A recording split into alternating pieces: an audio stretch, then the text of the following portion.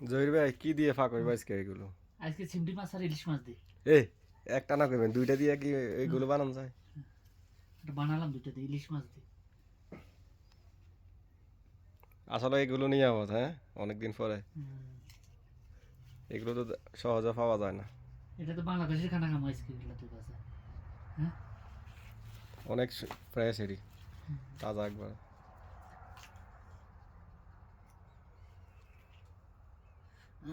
Ticket বাড়িতে নিয়ে আসতেন আর কি এগুলোর কুইটা।